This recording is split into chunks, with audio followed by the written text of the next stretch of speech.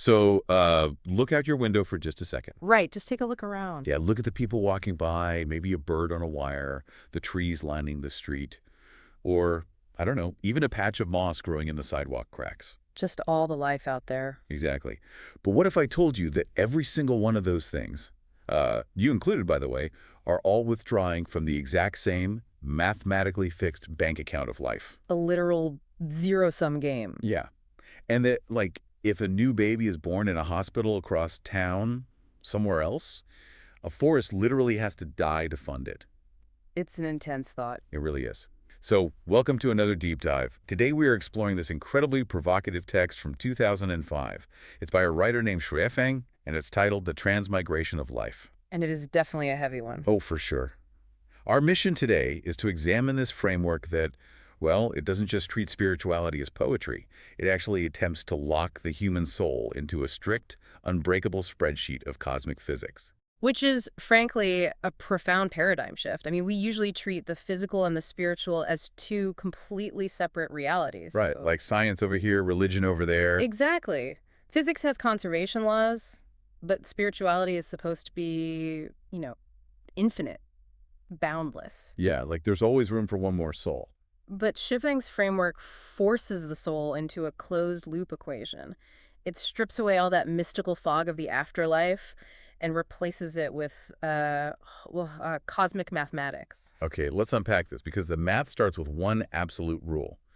According to this text, if you strip away the illusion of the physical world, the entire universe basically boils down to just two fundamental ingredients. Right. Energy and what the text capitalizes as life, like all caps L-I-F-E. Yeah, but we have to be very careful about how we define life here, right? Because it's not biology. No, not at all. Lifechanyuan describes it specifically as a non-material structure with spirituality. A non-material structure. Yeah.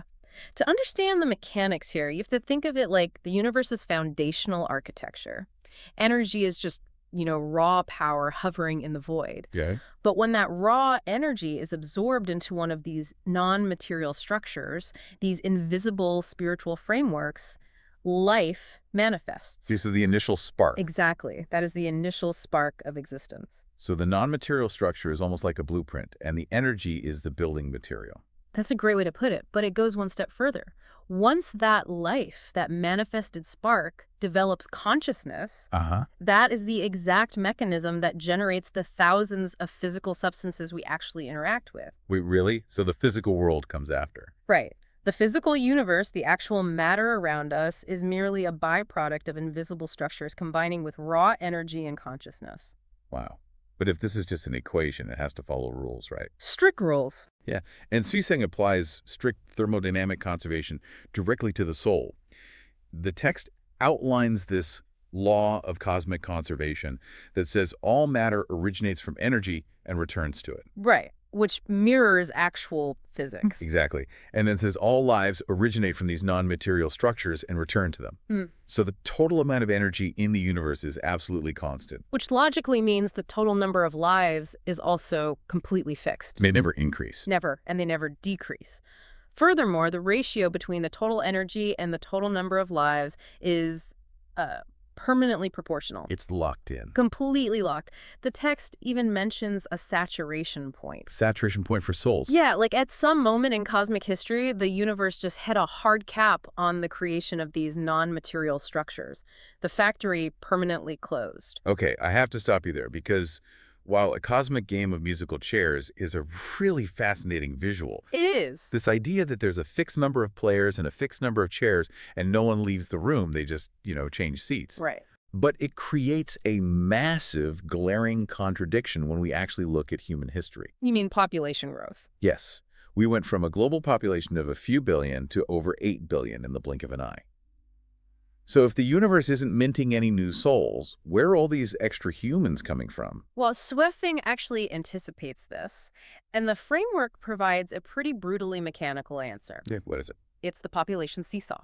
Because the total number of lives across the entire universe must remain constant, an increase in human population on Earth demands a proportional decrease in lives elsewhere. Oh, wow. Yeah. To put it bluntly, as humanity expands, the total number of animals and plants must decrease.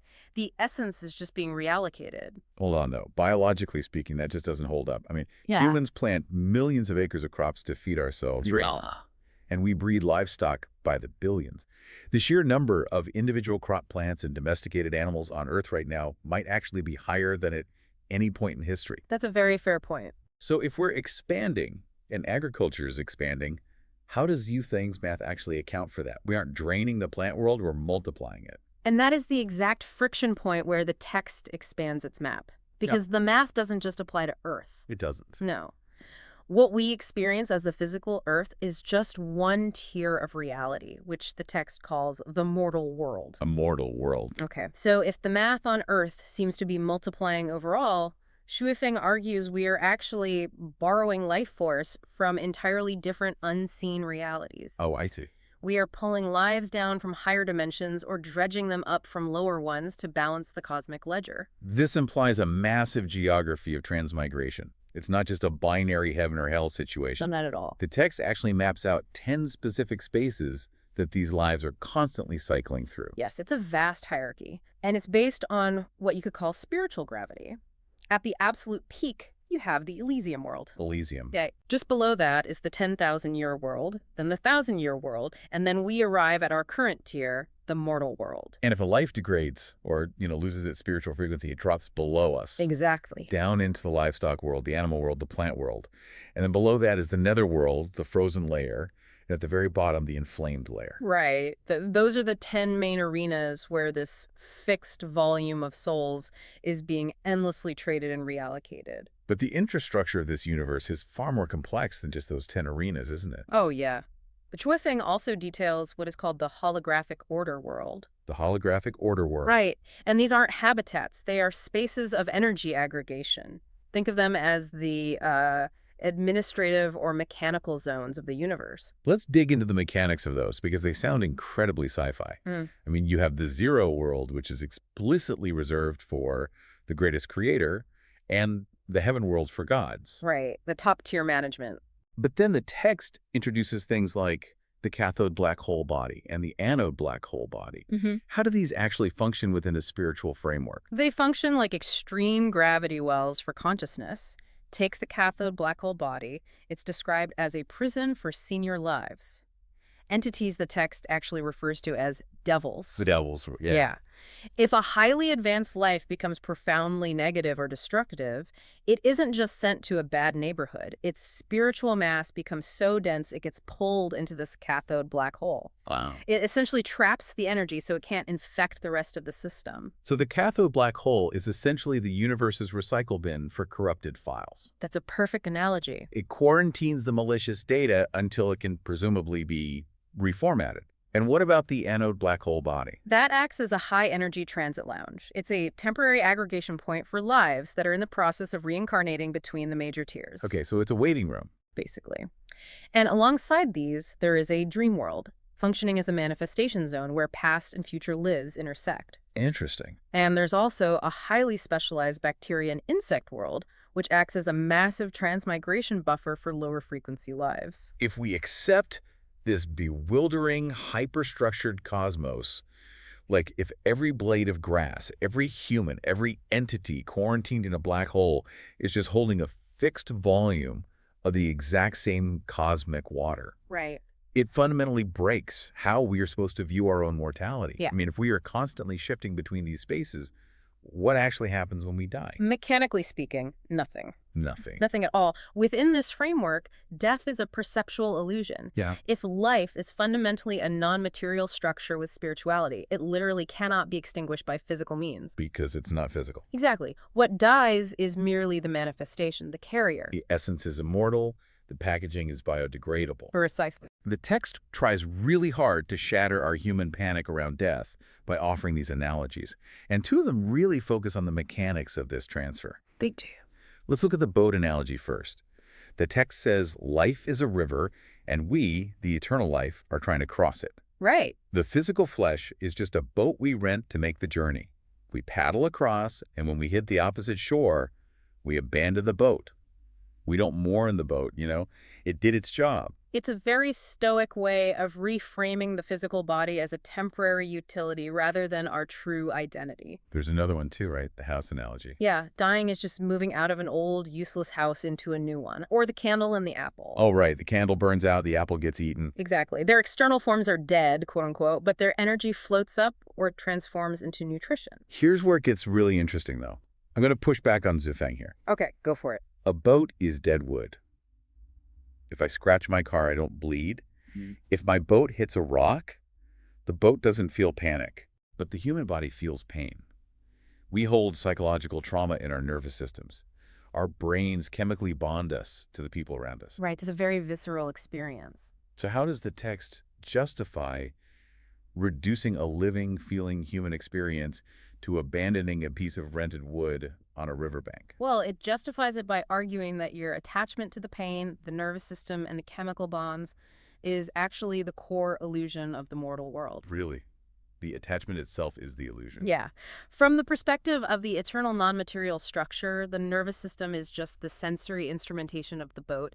It feels incredibly real while you are plugged into it, but it isn't you. I see. This is why Shufeng introduces the water cycle analogy, which deals much better with the mechanics of energy states rather than just physical objects. Ah, the water cycle. Right. Like you leave a cup of water out in the sun and it evaporates. Right. The liquid form in the cup vanishes.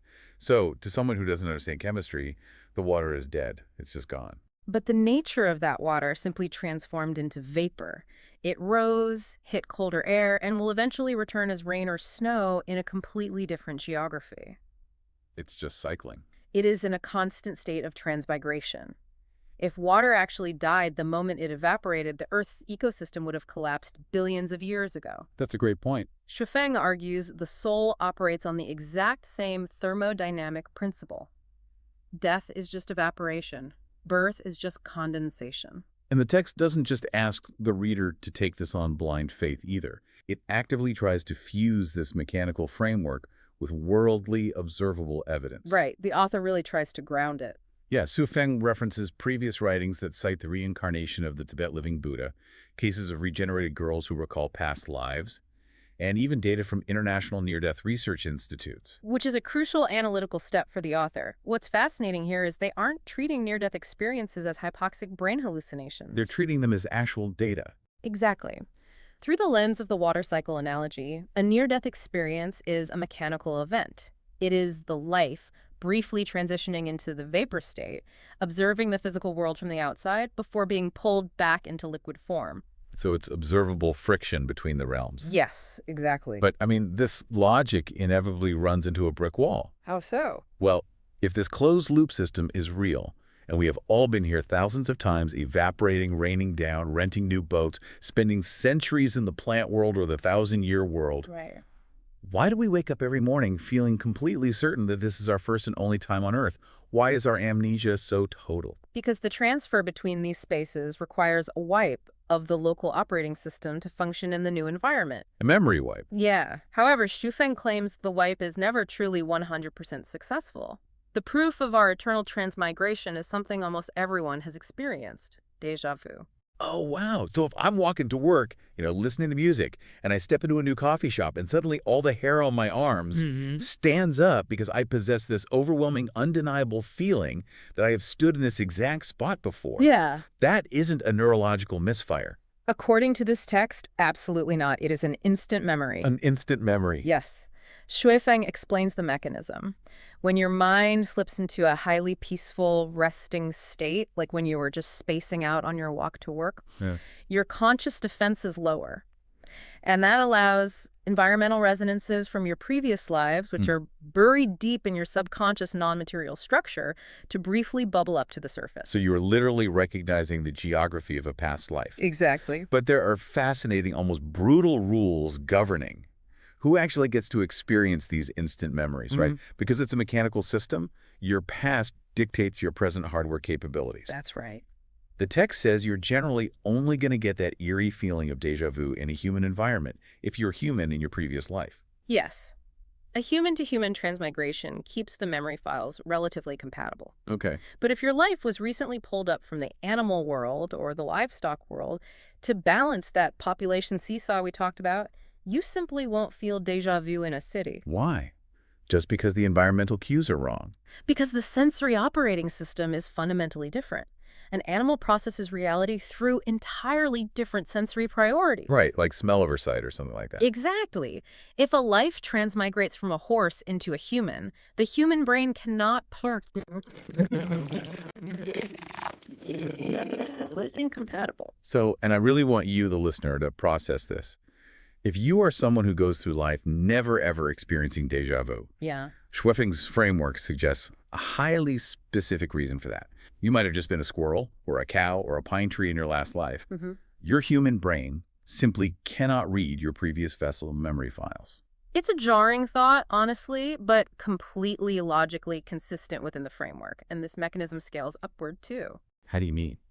Well, the text addresses people who frequently experience mirages in their consciousness, or who feel highly sensitive to what it calls illusory spaces. Oh, all right. People who constantly feel a sense of profound disconnection from the physical grit of the mortal world. The people who feel like they just don't belong here. Precisely. Shufeng suggests that for these individuals, their instant memories aren't triggering from past lives on Earth at all. Where are they from then? They are pulling resonances from higher tiers. They might be remembering the serene environments of the 1,000-year world or the Elysium world. Wow. Their deep, unexplainable melancholy is literally their non-material structure experiencing homesickness for a higher spiritual gravity. But Schweffing introduces a massive modern complication to this memory system, right? Yeah. A tragedy built into our current era. Yes, a very modern problem. The text explicitly points out that with the hyper-rapid development of modern human societies and our massive alterations to the environment, it is becoming incredibly difficult for anyone to trigger these instant memories. Because the mechanism relies entirely on resonance, and we are systematically destroying the physical triggers. Right. If your subconscious holds a deep, resonant memory of a tranquil river valley where you lived 4 lifetimes ago, and that valley is now a paved 6-lane highway flanked by concrete shopping centers. The cue is gone. Exactly. The environmental cue that would have sparked your instant memory is eradicated. The key just no longer fits the lock. We are literally concreting over our own cosmic breadcrumbs. The text insists that the higher your spirituality, the stronger your ability to feel the true nature of life, to recognize that death is just a temporary phenomenon and that eternity is the baseline. Right. But if we bulldoze the triggers, we trap ourselves in the illusion. When spirituality becomes dull, we fully buy into the terror of the mortal world. We start believing the rented boat is our true self, and that when it sinks, we completely cease to exist. Let's pull the lens all the way back on everything we've explored today. This isn't just a philosophical musing. It is a full attempt at a unified theory of cosmic mechanics. It really is. We started with the unyielding ledger of the universe, the absolute mathematically proportional quotas of energy and life that basically dictate reality. And we examined the vast 10-tier geography of transmigration, learning how a population boom in the mortal world demands a harvest of lives from the plant or animal worlds. Right, the seesaw. And we looked at the specialized zones, like the cathode black hole, quarantining corrupted souls. We explored the necessity of redefining death, moving past our fear of abandoning the physical boat, and recognizing ourselves as the water in a cosmic cycle of evaporation and condensation. And finally, we decoded the phenomenon of déjà vu, understanding it not as a brain glitch, but as the friction of instant memory. A brief, readable file from a past existence, assuming our current operating system can process it. It is a framework that forces you to view your daily reality through an entirely different lens. It really does. The next time you watch a puddle dry up on the asphalt, or you bite into an apple, or you just stand shoulder to shoulder with strangers on a crowded subway. This text challenges you to see past the physical shapes. It asks you to recognize that everything around you is eternal energy, temporarily constrained by an invisible structure, wearing a disposable disguise. The universe is just the same fixed number of players, endlessly changing seats. It demands that we stop hyperfixating on the temporary manifestations and start paying attention to the eternal mechanics driving them. And that brings us to a final, unresolved question to leave you with. Okay. Shufeng warns that our rapid, drastic terraforming of the modern world is actively severing our ability to trigger those instant memories of past lives. The physical landmarks of our past are vanishing under concrete and glass. Right, we're paving over the triggers. So if the total number of lives in the universe is forever fixed, but we continue to alter the face of the Earth beyond all recognition, are we systematically engineering a world where humanity becomes a species of absolute amnesiacs? Endlessly renting new boats, endlessly crossing the same river, but trapped in a world so artificially constructed that we can never, ever remember the shores we came from.